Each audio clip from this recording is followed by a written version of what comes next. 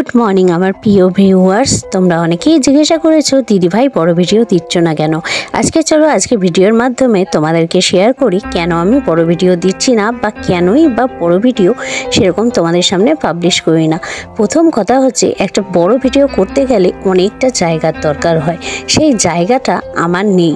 মানে একটাই ঘরের মধ্যে আমি থাকি, তারপরে যেহেতু বাপের বাড়িতে আছি তাই অনেক যুদ্ধ করে থাকতে হয়। শুধু বাপের বাড়িতে বলে না, যখন আমি শ্বশুর বাড়িতেও ছিলাম তখনও অনেক যুদ্ধ করে আমাকে থাকতে হয়েছে। সেসব ঘটনা নয়, পরে একদিন তোমাদের সাথে অবশ্যই শেয়ার করব। একটু থাকার জন্য, একটু আশ্রয়ের জন্য কি পরিমাণে যে লড়াই করতে হয়েছে সেটা একমাত্র আমরাই জানি। তো সবকিছু তো ক্যামেরার সামনে তুলে ধরতে পারি না। ক্যামেরার সামনে তুলে ধরলে এমন কিছু কিছু মানুষ আছে যারা বলবে তুমি এগুলো পাবলিশ করছো কেন।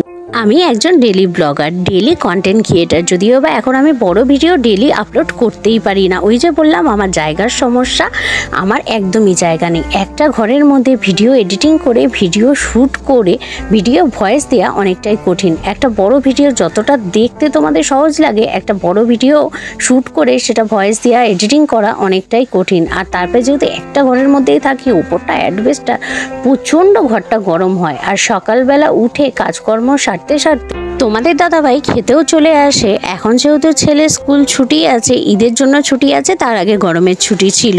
তো আর আমার ফোন একটাই, বলতে আরেকটা ফোন আছে তোমাদের দাদাভাইয়ের কাছে, ওইটার এলসিডিটা খারাপ হয়ে গেছে।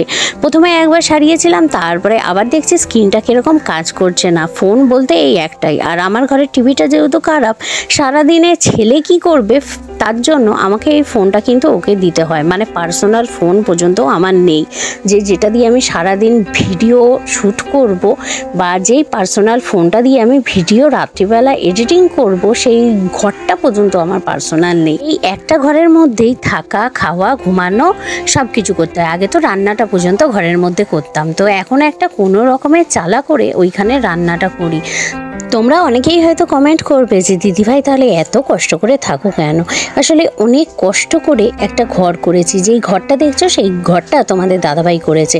আমার শ্বশুরবাড়িতেও এরকম একটা ঘর বারান্দা করেছিলাম, সেইটা একবার ছেড়ে এসেছি। আমাদের মতো নিম্ন মধ্যবিত্ত ঘরে একটা ঘর করা মানে অনেক বড় ব্যাপার, কারণ আমরা দিন আনি দিন খাই, আমরা অত টাকা পয়সা পাবো কোথার থেকে। তাই এত কষ্ট করে তৈরি করা ঘর ছেড়ে আর যেতে পারছি না। কালকে রাত্রিবেলা বিরিয়ানি এনেছিলাম, তো বিরিয়ানিতে মশলা কম হওয়ার কারণে ছেলে একদমই খায়নি। তো রাতের দিকে একদম লাস্টে এনেছিল বিরিয়ানিটা, হতে পারে মশলা কম হতে পারে, তাই তোমাদের দাদাভাই বিরিয়ানি মশলা এনে দিয়েছে, বলেছে যে ভালো করে একটু মশলা দিয়ে ভালো করে কষিয়ে দিও বিরিয়ানিটা, তাহলে ছেলে খাবে। কালকে ছেলে বিরিয়ানিটা খেতে পারেনি, খুব খারাপ লেগেছে। আমি খেয়েছিলাম, আমার দুপুরবেলা ডিমের ঝোল করা ছিল, সেটা দিয়ে আমি খেয়েছি। কি করব, খিদে পেয়েছিল ওই জন্য খেয়েছিলাম, কিন্তু ছেলে খায়নি। তো ওই বিরিয়ানিটাই ছেলে উঠলে তারপরে একটু কষিয়ে ভালো করে দেব।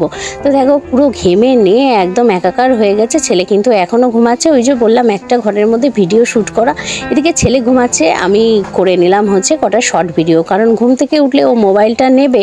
তাই যতটা পারলাম তোমাদের সাথে ভিডিও আজকে শেয়ার করার চেষ্টা করলাম। অনেক দিন বড় ভিডিও দিচ্ছি না জন্য অনেকেই আমাকে কমেন্ট করছো, আর কারোর ভিডিও আমি দেখতে পাচ্ছি না। তো দেখো আমি কতটা পরিমাণে ঘেমে গেছি। আসলে উপরটা অ্যাডভেস্টার, তো মানে সারাদিন যেমন আগুনের পাশে বসে থাকলে তাপ বেরোয়, ঠিক সেই রকম।